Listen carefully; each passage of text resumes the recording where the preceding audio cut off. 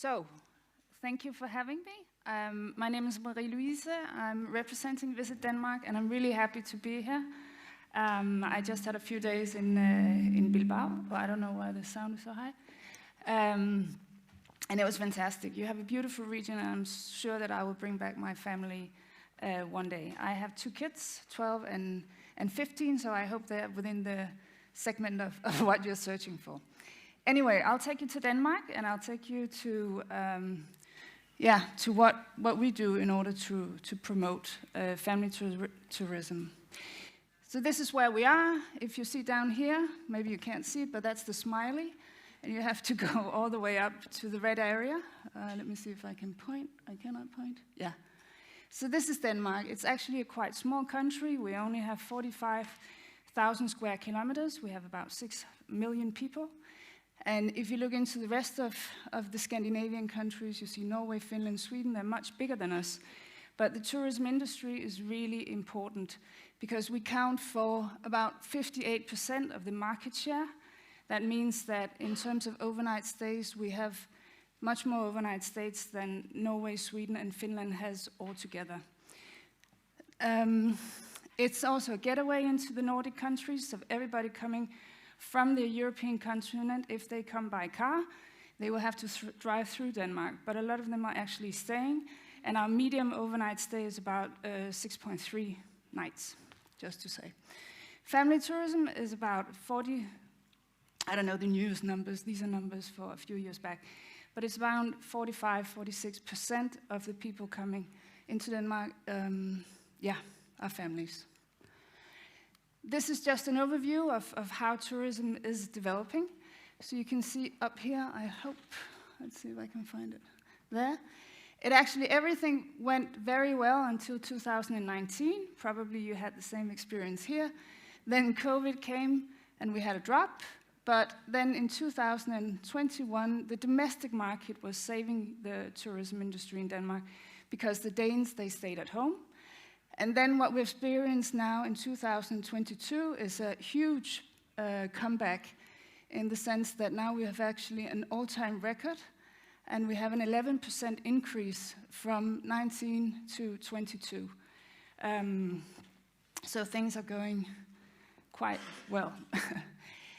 This one is also just to say that if you look at how all the European countries have recuperated after the COVID, we are the ones over here on the red block, meaning that we actually got a lot of tourism back, more than we could ever expect, actually.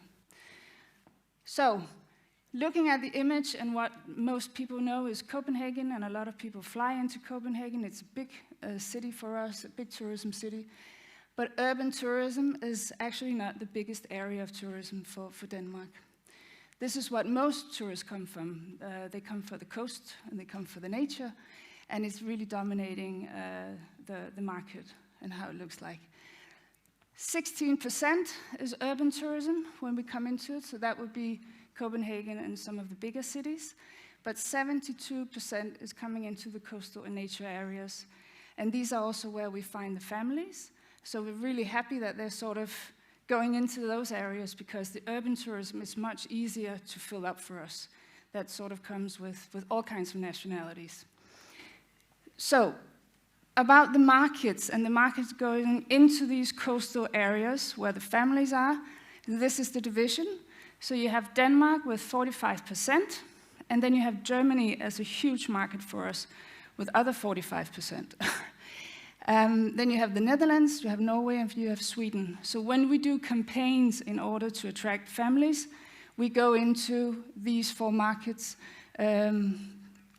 that you see here, about 5 markets you could say, but yeah. Also, there is this thing about Denmark that a lot of people speak English, but also a lot of people speak German. So when you come as a German into Denmark, it's actually very easy to settle and to just not be at home. At least it's different, but people can communicate with you. And the other way around, you know, the Nordic and languages are also very connected, like probably Spanish and Portuguese. So our definition of family-friendly tourism, This is our brand. This is Denmark, the land of everyday wonder. What we want to communicate is that you have to come and see for yourself. You have to come and be an explorer, and you have to come and discover what Denmark is. And you'll probably wonder, and you'll probably see that there is a lot to offer. That also comes into the product for the kids. So of course you have Legoland, and of course you have some of the other big attractions. You have the biggest aquarium, you have lots of museums that are very active and interactive and based on kids touching and doing and learning. A lot of learning in all the attractions that we have. Also, if you see the Viking ship over here, many places they actually, you can sail out in the Viking ship. You can you can eat like they did many years ago and so on. So it's all based on going out, touching, doing things for the kids. But it's also based on maybe learning how to fish crabs, or maybe go whale watching, or maybe, I don't know, go biking and just discover the things around. It could also be gastronomy, trying to cook and so on. Another important thing over here is how the housing is. So these were, whoa, hold on. These two could be some of the housing possibilities, I don't know, examples of houses. But 30% or 35% actually of the families coming, they live in these cottages. They live by the sea, they live in a place where they probably have a lot of garden, where they have access to nature or beach, and that's something that they prefer. So I think that's a strong selling point in the sense that you can actually go and have your own house.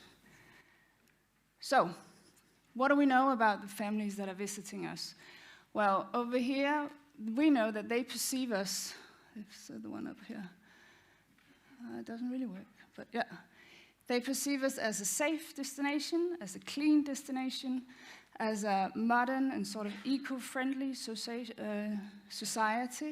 A lot of focus on sustainability. And then you have this sense of freedom, and not only, let's say, freedom to be around, but also sense of you can do whatever you want, sort of, and nature is there and it's open for you. Lots of nature is actually accessible, you can just go into it. There's not a lot of gates. And then we have this focus on actually making it fun for the kids when they're there. And this is what we see, the first line above, is that people that come to our destination, what they want is to spend time with people close to me. So it's actually a lot about being in that summer house and doing something together and learn together and stay together when at least that's what we see. I mean, we don't have a lot of resorts. We don't have a lot of all-inclusive, products. But we do have a lot of things where people actually just want to hang out, go biking, go walking, go whatever. So you want to spend time together. And there's much less focus on, is it sunny, is it warm, is it people? They know that's not a guarantee. We do have a lot of sunny days, and it does rain much less than if you go further north. But that's not the focus of the people coming here. Yeah. A little bit about the activities that we see with the kids. Lots of outdoor, lots of nature. The ones that I bubbled with green, they do trips, they do excursions, they do natural visiting, they go biking, hiking, I already said that. And they have much less focus, for example, on swimming in a pool. So it is an active and sort of engaging type of vacation that they come for when they come with us and stay with us. I was then asked to sort of say what are the criteria for choosing the experience that we promote on our website. I think everything is really comes down to data. I'm sitting at the headquarters of Visit Denmark. We're about 60 people there, and 25% at least is involved in data. So it's data crunching, it's about examining everything we do so that we can sort of target to the different segments that we want to catch.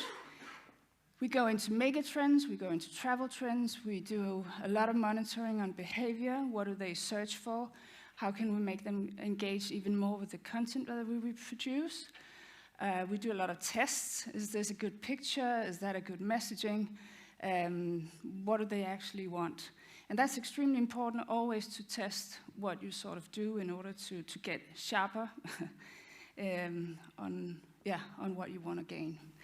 We also, like you, convey these tourism surveys, where we go out and ask them all kinds of questions, but in order for us to know the most about our families. And then, of course, we have market insights. We have 8 officers across the world, and they gain market insights so that we know the most about the people coming into our country, or the tourists coming into our country. And then, of course, we also do partner collaboration. That could be with regional destinations like yours. You know, we have the same. We have 19 of those. And then we do with commercial operators. That could be an SAS, a Voling, ferries, and so forth. And that's actually the next one, saying, you know, do we collaborate between Visit Denmark and the private sector? And yes, we do. So we do a lot of nation branding, just calling out, come to Denmark, come to Denmark. Then we do collaborations with the destinations, and then we also do with the ones that we see down here. That could be overnight accommodations, tour operators, transport, industry, attractions like Legoland. It can also be non-tourism brands. So we did a big thing with when the Lego movie came out. We were behind that as well. Or we did it with DreamWorks. We're going to do it with Disney. So we do different things to actually also promote Denmark with completely different actors or collaborations. Just a short note saying, do government actually promote? Yes, they gave us money, and they gave us even more money after the COVID to say we need to reboost tourism. But they also give a lot of money to the local destinations. And they don't dictate what should we do. But again, that's why data is so important, that we all go in the same direction, that we all work under the same brand is extremely important, so that the messaging abroad is sort of coherent. That's really something that we're working on. And then government also promote that we have great museums, that we have great attractions, because that's their part. So, what do you think destinations should work on when they try to attract more families? I definitely think we have to look into these trends and data all the time. We need to know who's coming.